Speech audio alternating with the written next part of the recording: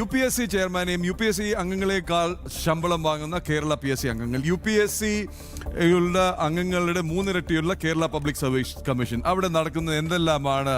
ഐസൻ ജോസ്, എന്താണ് നടക്കേണ്ടത്? അവിടെ നടക്കുന്നത് എന്തെല്ലാമാണ്? തീർച്ചയായും പ്രതിഭ, ഈ വിഷയത്തിൽ PSCയുടെ റോള്, പബ്ലിക് സർവീസ് കമ്മീഷൻ എന്ന് പറയുന്ന പ്രസ്ഥാനത്തിൻ്റെ റോൾ എന്ന് പറയുന്നത് സർക്കാർ ജോലിക്കുള്ള യോഗ്യത ഓരോ പൗരനുമുണ്ട്. നീതിയുക്തമായി ആ പൗരൻ്റെ യോഗ്യത കണക്കാക്കി അത് മത്സരാധിഷ്ഠിതമായി കോമ്പറ്റൻ്റ് ആയ നിയമിക്കുക എന്ന ഒരു സംവിധാനമാണ്. ഈ PSC നിയമനം നടത്തുമ്പോൾ അഡ്വൈസ് മെമ്മോ എന്ന് പറയുന്നൊരു സാധനമാണ്. ഈ അഡ്വൈസ് മെമ്മോ വന്നു കഴിഞ്ഞാൽ PSCയുടെ ജോലി കഴിഞ്ഞു. അഡ്വൈസ് മെമ്മോ അയക്കുക എന്നുള്ളതാണ്. ഇന്ന ഡിപ്പാർട്ട്മെൻറ്റിലേക്ക് ഇന്ന റാങ്കുള്ള താങ്കളെ അയച്ചിരിക്കുന്നു എന്ന അഡ്വൈസ് മെമ്മോ. പിന്നെ അപ്പോയിൻറ്റിംഗ് അതോറിറ്റി എന്ന് പറയുന്നത് ആ കൺസേൺ ഡിപ്പാർട്ട്മെൻറ്റാണ്. പോലീസ് വെരിഫിക്കേഷനൊക്കെ നടത്തുന്നത് ആ കൺസേൺ ഡിപ്പാർട്ട്മെൻറ്റാണ്. ഇതാണ് PSCയുടെ ജോലി എന്ന് പറയുന്നത്. ഇയാൾ യോഗ്യനാണ് എന്ന് കൃത്യമായി അറിയിക്കേണ്ട ഡിപ്പാർട്ട്മെൻറ്റിൻ്റെ അപ്പോയിൻറ്റിംഗ് അതോറിറ്റിയെ അറിയിക്കുന്നതോടെ PSCയുടെ ജോലി കഴിഞ്ഞു. ഇതിനു വേണ്ടിയാണ് PSC അവിടെ പ്രവർത്തിക്കേണ്ടത്. ഈ PSC പ്രവർത്തിക്കുന്നതിൽ ഇതിലിപ്പോൾ ഏറ്റവും ഗൗരവമായൊരു വിഷയം, ഞാൻ ഇതുമായി ബന്ധപ്പെട്ടൊരു വിദഗ്ധനോട് സംസാരിച്ചപ്പോൾ 54 മാർക്കിൻ്റെ ചോദ്യങ്ങൾ വാല്യൂ ചെയ്യേണ്ട എന്ന് തീരുമാനിച്ചു. അതാണ് ഇപ്പോൾ കേസൊക്കെ വന്നിരിക്കുന്നത്. ഈ കേസിൽ ഉദ്യോഗസ്ഥരുടെ പേരെടുത്ത് പറഞ്ഞിട്ടില്ല എന്ന് പറയുന്നു. അതുപോട്ടെ, എന്തോട്ടെ, അതിൻ്റെ നിയമ സാങ്കേതിക വിദ്യ മനസ്സിലാക്കാം. പക്ഷേ ചോദ്യം, ആ ക്രൈം നടക്കുമ്പോൾ, ഒരു കുറ്റകൃത്യം നടക്കുന്നു എന്ന് കരുതുക. ആ കുറ്റകൃത്യം നടക്കുമ്പോൾ ആ കുറ്റകൃത്യം നടക്കാൻ കാരണമായ തെറ്റ് ചെയ്തതാരെ, അവരുടെ നേരെയാണ് കേസ് വരേണ്ടത്, അല്ലെങ്കിൽ അവരാണ് കേസിൽ ഉൾപ്പെടേണ്ടത്. ചെയർമാനും സെക്രട്ടറിയും കൺട്രോളർ ഓഫ് എക്സാമിനേഷനും അറിയാതെ ഈ 54 മാർക്കിൻ്റെ ചോദ്യങ്ങൾ വാല്യൂ ചെയ്യേണ്ടതില്ല എന്ന് തീരുമാനമെടുക്കാൻ പറ്റില്ല. ഒരു മുൻ PSC ചെയർമാൻ എന്നോട് പറഞ്ഞ വാക്കാണ്. അത് അറിഞ്ഞു വെച്ചുകൊണ്ട് തന്നെ അവർ അഭിമുഖത്തിലും നേതൃത്വം നൽകി. അതൊക്കെ വേറെ വിഷയം, പ്രോസസ്സ്. അപ്പോൾ തീരുമാനമെടുത്തത് ചെയർമാനാണ്. ചെയർമാനും കൺട്രോളറും സെക്രട്ടറിയും ചേർന്ന് എടുത്ത തീരുമാനമാണ് എന്ന കാര്യത്തിൽ തർക്കമില്ല. ബാക്കി മെമ്പർമാരെയൊക്കെ സാങ്കേതികമായി ചില പ്രശ്നങ്ങളുണ്ട്. പക്ഷേ ഈ 3 പേരിൽ നേരെ കേസ് വന്നില്ല എന്ന് പറയുന്നത് തന്നെ ഈ ക്രൈംബ്രാഞ്ച് അന്വേഷണം ദുർബലമായി എന്നുള്ള ഒന്നാമത്തെ തെളിവാണ്. കുറ്റം ചെയ്തത് ആരാണ്? അതായത് നിയമത്തിൻ്റെ മുന്നിൽ ഇതൊരു പ്രപ്പോസൽ കൊടുക്കാം. ഇപ്പോൾ ഞാനൊരു പ്രോഗ്രാം ചെയ്യുന്നുണ്ട്, ഗൗരവമേറിയൊരു പരിപാടിയാണെങ്കിൽ ആ പ്രപ്പോസൽ ഞാൻ സാറിന് കൊണ്ട് തരികയാണ് ചെയ്യുക. സാർ അത് വായിച്ചു നോക്കുന്നു, ഇത് നമ്മുടെ പോളിസിക്ക് ചേരുന്നതാണെങ്കിലും ഓക്കെ, ഇപ്പോൾ ചേരില്ലെങ്കിലും ഓക്കെ, ഇത് പറഞ്ഞ് തീരുമാനമെടുക്കുമ്പോൾ ഈക്വലി നമ്മളതിലൊരു ഉത്തരവാദിത്വം എടുക്കുന്നുണ്ട്. കളക്റ്റീവ് റെസ്പോൺസിബിലിറ്റി അതിൻ്റെ മേലധികാരികൾക്ക് ഉണ്ടാകുന്നുണ്ട്. ഈ കളക്റ്റീവ് റെസ്പോൺസിബിലിറ്റിയിൽ തീരുമാനമെടുക്കേണ്ട വിഷയം ഇത്തരത്തിൽ ഉദ്യോഗസ്ഥരുടെ നേരെ മാത്രം കൊടുക്കുന്നു എന്ന് പറയുമ്പോൾ അന്വേഷണത്തിലും എല്ലായിടത്തും ഈ PSC തട്ടിപ്പുമായി ബന്ധപ്പെട്ട എല്ലാ പ്രശ്നവും അവിടെ തന്നെ തീർത്തിരിക്കുകയാണ്, അവസാനിപ്പിച്ചിരിക്കുകയാണ്. ഇതാണ് ഏറ്റവും വലിയ ക്രൈം ഇതിൽ എനിക്ക് പെട്ടെന്ന് ചൂണ്ടിക്കാണിക്കാൻ സാധിക്കുന്നത്. മറ്റൊരു പ്രധാന വിഷയം എന്ന് പറയുന്നത് 90 പരീക്ഷകളെക്കുറിച്ചാണ് പരാതി എന്നാണ് പറയുന്നത്. 90 പരീക്ഷകളെക്കുറിച്ച് പരാതി, അതായത് പരാതികൾ 90 എണ്ണം വന്നു എന്നല്ല, 90 പരീക്ഷകളെക്കുറിച്ച് എത്ര ആയിരം പാവങ്ങളെയാണ് പരാതി. അപ്പോൾ ഒന്നാമത്തത് അത്. രണ്ടാമത്തത്, ഇങ്ങനെ ഈ PSC ഇപ്പോൾ നേരത്തെ പ്രജിത്ത് ചൂണ്ടിക്കാട്ടിയ വലിയ ഗൗരവമേറിയൊരു വിഷയമുണ്ട്. പ്രജിത്ത് നേരത്തെ പറഞ്ഞിരുന്ന ഇത് പൊളിച്ചെഴുതണമെന്ന് പറയുന്നത്.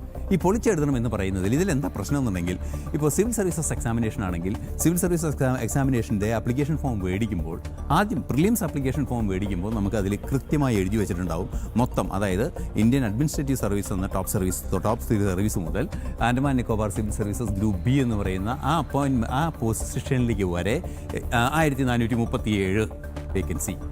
ഇങ്ങനെ ഒരു വേക്കൻസി പൂർണ്ണമായും ഡിക്ലെയർ ചെയ്ത് ആ ഡിക്ലെയർ ചെയ്ത വേക്കൻസികളിലേക്ക് മാത്രം പരീക്ഷ നടത്തി ഫ്രീക്വൻ്റായി എക്സാമിനേഷൻ നടത്തുന്ന ഒരു സിസ്റ്റം വന്നാലേ ഇത് തീരുമാനമാക്കാൻ പറ്റൂ. ഇതല്ലാതെ റാങ്ക് ലിസ്റ്റ് ഉണ്ടാക്കുന്നു, ലഭ്യമായ റിപ്പോർട്ട് അനുസരിച്ച് അത് ചെയ്യുന്നു, അത് റിപ്പോർട്ട് ചെയ്യാതെ കുറേ വയ്ക്കുന്നു. സ്വാഭാവികമായും ഈ റാങ്ക് ലിസ്റ്റിൻ്റെ കാലാവധി കഴിയുന്നു. റാങ്ക് ലിസ്റ്റിൻ്റെ കാലാവധി കഴിയുമ്പോൾ താൽക്കാലികമായി നിയോഗിച്ചവരെ പ്രൊമോട്ട് ചെയ്യാനുള്ളൊരു സാധ്യത അവിടെ തുറക്കുന്നു. അങ്ങനെ ഒരു അഴിമതി നടത്താം. മറ്റൊരു പ്രധാന പ്രശ്നം രഞ്ജിത്ത് ഉന്നയിച്ച ഒരു വിഷയമുണ്ട്. പ്രൊട്ടക്ഷൻ കൊടുക്കുന്ന അധ്യാപകരെ റീഡിപ്ലോയ് ചെയ്യുന്നൊരു വിഷയമുണ്ട്. ഈ റീഡിപ്ലോയ് ചെയ്യുന്നൊരു വിഷയം നിയമാനുസൃതമാണ്. അതങ്ങനെ ഒരു നിയമ സംവിധാനമുണ്ട്. കാരണം എനിക്ക് നേരിട്ടറിയാം, എൻ്റെ പല റിലേറ്റീവ്സും ഒക്കെ, എൻ്റെ അമ്മയുടെയൊക്കെ ബാച്ചിലുള്ള പല ടീച്ചർമാരും ഇങ്ങനെ പ്രൊട്ടക്ഷൻ്റെ ഭാഗമായി റീഡിപ്ലോയ് ചെയ്യപ്പെട്ട് പല ദൂരത്തുള്ള വേക്കൻസിയിലേക്ക്. അതിന്റെ ഒരു നീതിയും ന്യായവുമാണ് ചോദ്യം ചെയ്തത്. അതായത് ഈ പറയുന്ന എയ്ഡഡ് സ്കൂളിലെ അധ്യാപകർ എന്ന് പറയുന്നത് നമുക്കറിയാം, എയ്ഡഡ് സ്കൂൾ അധ്യാപകർ മൊത്തം മോശമെന്നൊന്നും ഞാൻ പറയുന്നില്ല. പക്ഷേ എയ്ഡഡ് സ്കൂളിൽ എങ്ങനെയാണ് നിയമനം നടക്കുന്നത് എന്നുള്ള ഒരു രഹസ്യമൊന്നുമല്ല. ആകെയുള്ള ഒരു രഹസ്യം എന്ന് പറയുന്നത് എക്സാക്ട് തുക നമുക്ക് ആർക്കും അറിയില്ല. അത് 10 ലക്ഷമാണോ, 20 ലക്ഷമാണോ, 50 ലക്ഷമാണോ, 1 കോടിയാണോ എന്നുള്ളത് അറിയത്തില്ല. ആ പൈസ വാങ്ങി നിയമനം നേടിയ ഒരാളെ മെറിറ്റിൽ ഈ ജോലി നേടേണ്ട ഒരാളുടെ സ്ഥാനത്തേക്കാണ് നിയോഗിക്കുന്നത്. നിങ്ങൾ ഈ റീഡിപ്ലോയ്മെന്റ് നടന്നിട്ടില്ല എന്നുണ്ടെങ്കിൽ ആ തസ്തികയിലേക്ക്, സർക്കാർ സ്കൂളിൽ ആ തസ്തികയിലേക്ക് വരേണ്ടത് ഇതുപോലെ PSC മുഖാന്തരം അല്ലേ?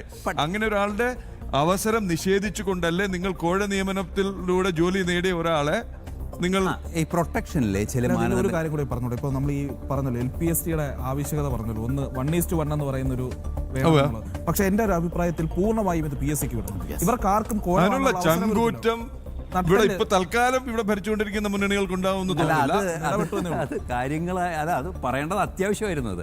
അത് കാലങ്ങളായുള്ള ഒരു ആവശ്യമാണ്. പ്രേം നസീർ മുഖ്യമന്ത്രിയായി അഭിനയിച്ച ഒരു സിനിമയുടെ പേരെനിക്ക് ഓർമ്മയില്ല. അതിലെ ഒരു മന്ത്രിസഭാ യോഗത്തിൽ അദ്ദേഹം പറയുന്ന ഒരു സീനുണ്ട്. സർക്കാർ ഉദ്യോഗസ്ഥ പ്രൈവറ്റ് സ്കൂളുകളിലെ ടീച്ചർമാർക്ക് ശമ്പളം കൊടുക്കുന്നത് സർക്കാരാണെങ്കിൽ നിയമനവും സർക്കാരിന് വേണം. അതൊരു വസ്തുതയാണ്. പക്ഷേ നിലവിലെ സാഹചര്യത്തിൽ അതിൽ ചില പ്രശ്നങ്ങളൊക്കെ ഉണ്ട്, നിയമപ്രശ്നങ്ങളൊക്കെ ഉണ്ടാവും. ഈ പ്രൊട്ടക്ഷൻ എന്ന് പറയുന്നത് എല്ലാ അധ്യാപകർക്കൊന്നും ലഭിക്കില്ല. ഒരു സ്റ്റാൻഡേർഡ് യോഗ്യത വേണം, പിന്നെ മറ്റ് ജോലി കിട്ടാനുള്ള സാധ്യത കുറവുണ്ടാവണം. അങ്ങനെ കുറേ കാര്യങ്ങളുണ്ട്, ചില മാനദണ്ഡങ്ങളൊക്കെ ഉണ്ട്. പ്രൊട്ടക്ഷൻ കിട്ടാത്ത അധ്യാപകരുണ്ട്. പക്ഷേ ഈ പ്രൊട്ടക്ഷൻ ലഭിക്കുന്നു എന്നുള്ളത് ഇപ്പോൾ നിലവിലെ സാഹചര്യത്തിൽ ഡിവിഷൻ ഫോളുകളൊക്കെ പരമാവധി ഒഴിവാക്കിക്കൊണ്ടിരിക്കുന്ന ഒരു സാഹചര്യം ഉണ്ടാകുമ്പോൾ അതൊന്നും വലിയ ബുദ്ധിമുട്ടില്ല എന്ന്, അതൊരു വലിയ വിഷയമല്ല. പക്ഷേ അതിലൊരു അനീതി ചോദ്യം ചെയ്യപ്പെടേണ്ടത് തന്നെയാണ്. അതിൽ ഞാൻ രഞ്ജിത്ത് അമ്പാടി പറഞ്ഞതിന് 100% യോജിക്കുന്നുണ്ട്. മറ്റൊരു പ്രധാന പ്രശ്നം എന്ന് പറയുന്നത് ഈ അധ്യാപകരുടെ നിയമനത്തിൽ മാത്രമല്ല, എല്ലായിടത്തും ഈ നിയമനം എത്ര പേരുടെ വേക്കൻസി ഉണ്ട് ഈ വർഷം, അതായത് അടുത്ത വർഷം ഈ ചീഫ് സെക്രട്ടറിയുടെ നേതൃത്വത്തിൽ ഈ ഒക്ടോബർ മാസത്തിലൊക്കെ ഒരു മീറ്റിംഗ് നടക്കും. ചീഫ് സെക്രട്ടറി അത് സെൻട്രൽ സർവീസിൽ നിന്ന് സ്റ്റേറ്റിലേക്ക് വരേണ്ട Indian ordinance inspector group A group എന്നൊക്കെ പറഞ്ഞ് കുറേ IAS അല്ലാതെ തന്നെ നിരവധിയായ പൊസിഷനിലുള്ളവർ സ്റ്റേറ്റ് സിവിൽ സർവീസസിൽ വരുന്നുണ്ട്, പല സെക്രട്ടറിമാരൊക്കെയായി വരുന്നുണ്ട്. അവരുടെയൊക്കെ വേക്കൻസി എത്രയുണ്ടെന്ന് കൃത്യമായി UPSCക്ക് റിപ്പോർട്ട് ചെയ്യും 2 കൊല്ലം മുമ്പ്. അത്തരത്തിലുള്ള സംവിധാനങ്ങളൊന്നും തന്നെ ഈ PSCയുമായി ബന്ധപ്പെട്ട് നടക്കുന്നില്ല എന്നതാണ് ഈ കുത്തഴിഞ്ഞ അവസ്ഥയിൽ ഈ സാധനം പോകുന്നതിൻ്റെ ഒരു പ്രശ്നമായി കാണുന്നത്. താൽക്കാലിക നിയമനത്തിന് വേണ്ടി ഈ ഒഴിവുകൾ PSCക്ക് റിപ്പോർട്ട് ചെയ്യാത്ത സാഹചര്യമുണ്ട്. എന്തായാലും സമയക്കുറവ് മൂലം ഈ ഒരു എപ്പിസോഡിന് ഇപ്പോൾ തൽക്കാലം ഇവിടെ വിരാമം ഇടേണ്ടത് ഉണ്ട്. രണ്ട് കാര്യങ്ങൾ. പ്രൊട്ടക്ഷൻ എന്ന് ഉപയോഗിച്ചില്ലേ, ആർട്ടിക്കിൾ 317 കോൺസ്റ്റിറ്റ്യൂഷൻ ഓഫ് ഇന്ത്യ, ഭരണഘടനയുടെ ആർട്ടിക്കിൾ 317 പ്രകാരം ഇവർക്ക് സംരക്ഷണമുണ്ട്. ഇവർക്കെതിരെ സംസ്ഥാന സർക്കാരിന് നടപടിയെടുക്കാൻ പോലും കഴിയില്ല. വളരെ വലിയ പ്രോസസ്സാണ്.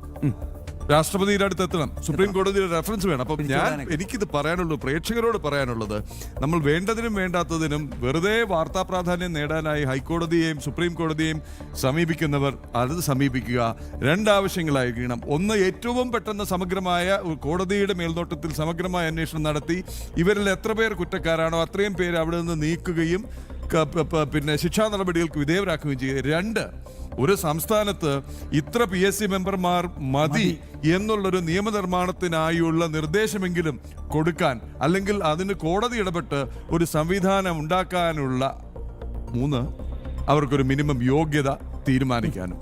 അവിടെ അംഗങ്ങളായും ചെയർമാനായും വരുന്നവർക്ക് മിനിമം വിദ്യാഭ്യാസ യോഗ്യതയും അല്ലെങ്കിൽ മറ്റ് പരിചയവും മറ്റ് എക്സ്പീരിയൻസും കൂടി തീരുമാനിക്കണം എന്ന് മാത്രം പറയുന്നു.